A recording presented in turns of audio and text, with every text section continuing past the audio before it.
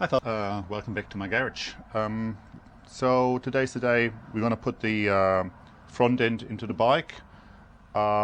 Yesterday I did or the day before yesterday actually, I did the rear swing arm, and the only other thing I added was the center stand.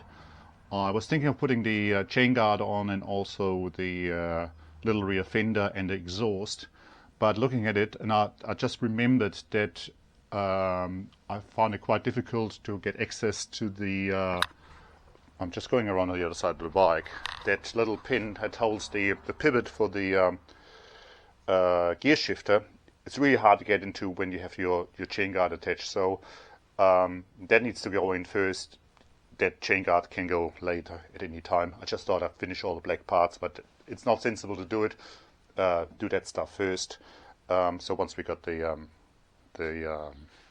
front end in, I'll start running some cables and put that in. Alright, back to the front end. I've already put 27 5mm balls into the top and the bottom. You don't know, it's a dirty job with grease and you don't need to see me doing that. The other thing I've done, I've started putting the bush into the bottom of that fork piece. Where's the other one? Here. So I've already put one in. I greased it. It's going to get grease for the grease nipple in it later anyway. So that's going to go in. It's easy to do that outside. So that's that done. And now it's just pushing the thing up for the steering column and put the top of the bearing race on and put one of the nuts on. And that's just, we'll hold it for now, and that'll be good enough. So just carefully push that through. Put that on. Now which one comes first? I think the dust cap comes first. Yeah, and then the first of the nuts. So I'll put that on.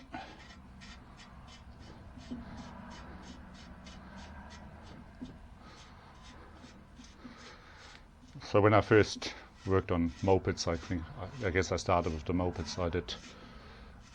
I used to hit these with the hammer to tighten them. It is actually not a big investment to get a proper hooked spanner and do it once, do it right, as they say. And so that's the first blue part on the bike. Amazing. The racers have to find their home inside the bearing balls. Seems to be going forever. Okay. I'm just holding the thing and the nut and turning the bottom.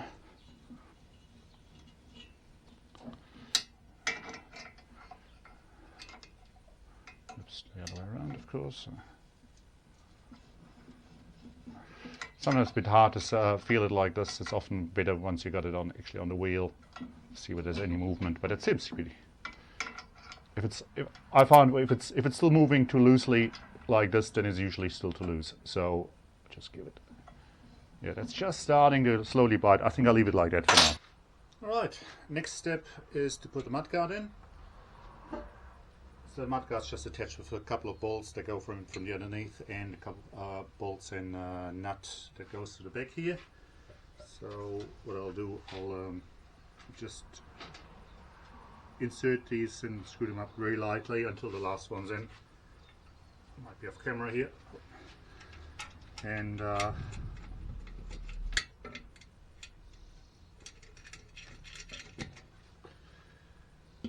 these ones are just split washer and a washer underneath.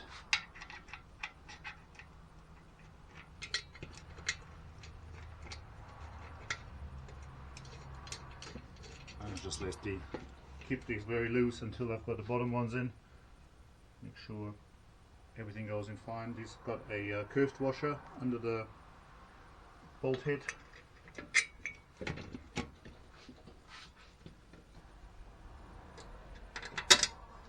Number one.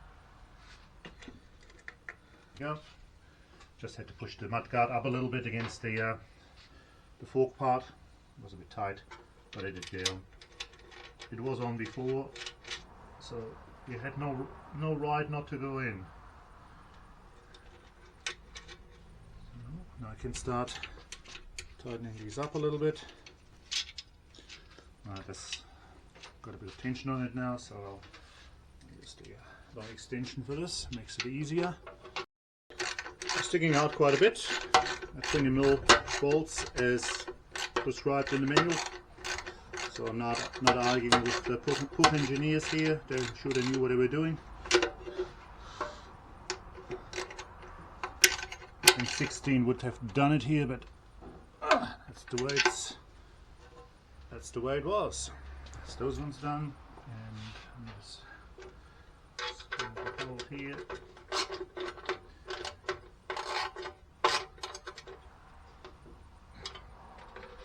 It's always the question on whether you want to use Loctite on these. When I first started putting these together, I never used Loctite, and these bolts have never caused any problems, never come undone, so I'm not going to start it now. I think that was fine. Okay, that's that done. Next thing is to put the swing arm in. So I've already greased the inside of those fiber bushes. I found it's important to make sure that these really sit in nicely and fully, so that they're aligned perfectly for the shaft to go through. As I said, they're already greased, so I'll put those in, and I'll push the rubber back. Oh, you see these rubber sleeves? I've already put them on. So I pushed them back so I can see that the ring here sits all the way against the bush. Now, from experience, it's important that you don't put your fingers here, because if you push it in, you get them bruised against the mudguard. So just keep them clear of the mudguard.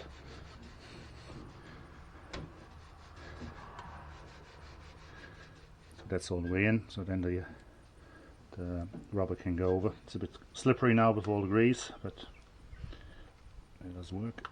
So that's done. Here's the other side. Just a quick note on these rings. So these are actually a separate part. With these ones, they never came off. They're usually painted anyway. If you have to, you can take them off, or maybe they're missing on your part and you have to get new ones. I think you can still get them. So anyway, that's a separate part normally, but they're all painted. You can't see them. They have to be there obviously, but you can't see them because they're behind that rubber sleeve. And then just put the other side on. And then again, I'm pushing the rubber back a little bit so I can see that the swing arm's all the way on. So that's on. So I'm just roughly lining that up. Put the M7 high tensile bolt through it. That's an original Austrian Bundu. I do like replacing especially high tensile bolts, but I don't think you could find an M7 high tensile bolt in New Zealand if you tried. So again, I'll leave this one loose until the wheel's in and everything's aligned and everything's straight. Right, so that's that done. Next stop is the headlamp mask, because the screw that holds the headlamp mask down here actually sits behind the shock absorbers. So the headlamp mask has to go on first, then the shock absorber. Now, with the headlamp mask, I found in the past that sometimes you put a headlamp mask on, it sits on the mudguard, but there's still a gap here to the nut. And if you then push the other nut down, you put so much tension on this alloy piece that it can crack. It never happened to me. I've always been careful. Just be aware. So what things you can do, you could just grind a little bit off the bottom of here, or what you could do is just organize yourself a spacer, a washer that's big enough obviously in diameter, so that sits on nicely. I've tried this one before. It fits perfectly, which is great, but I had cases where it didn't fit perfectly, and then it's a bit of a pain to in my case, what I did, because I couldn't find a washer that big, I just took a little bit, like 0.5 millimeter off the bottom here, and that was fine as well. Just be aware. Now I have to take that microphone off. just put it here for now. Hope you can still hear me. And then I'll just put the microphone back on here, and I'll just screw that on so that sits perfectly down on the top nut, on the bottom nut, I should say. Before I fully tighten that, I make sure I insert the screws on the side. So they're just 10 millimeter long M6 slotted screws with a curved washer. That's number one. I'm not tightening it before I put the other one in. That looks pretty good. I did clean out all the threads earlier. I normally do that when stuff comes back from the painter straight away. There we go. So that is in. Not tightening that yet either. I'll do this one first.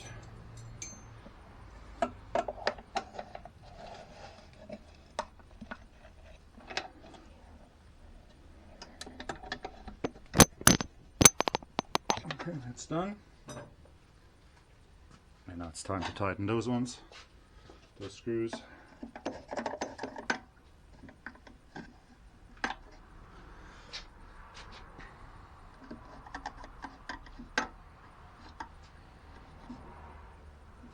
Try not to slip and damage the newly painted parts. Alright, next stop is the shock absorbers, obviously. So they go into this shaft, and again this is normally a separate part. But with this unit, it wasn't there, it was completely stuck. I could have, before painting, apply a lot of heat and get it out, but it's perfectly fine where it is, the way it is in, so I didn't do anything to it, I just left it. And so now this can go on here, it covers the screw, and then it just sits in here. Take that, that's the bolt with the slot for the set screw to go into. It's like most shock absorbers with Puch. Similar arrangement.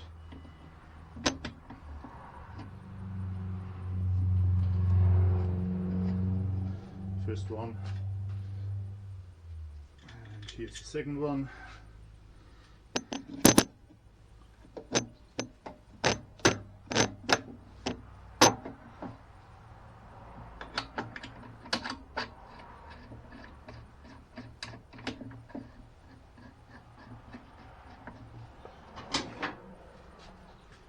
No dramas so far. That one's in.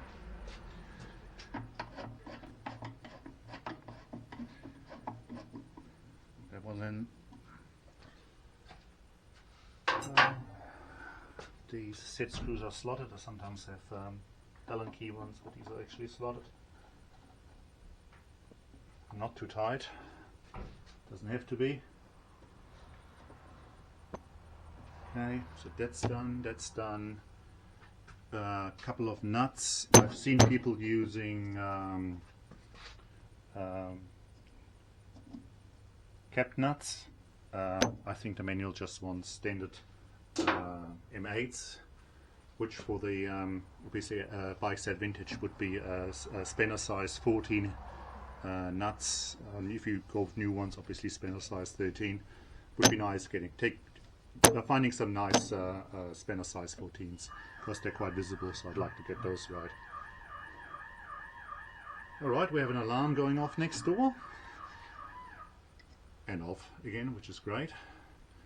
And I think as far as the front end goes, that's about it. Next thing would be to put the handlebars on and put a wheel in, and then I'll tighten the that M7 nut at the back, and then that's that done. Then the bike can stand on its own feet, and I guess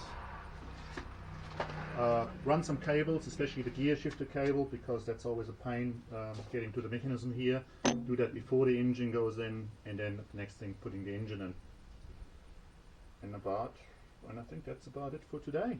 So thanks for watching. Hope you found it useful, and see you again in the next video. Cheers, bye.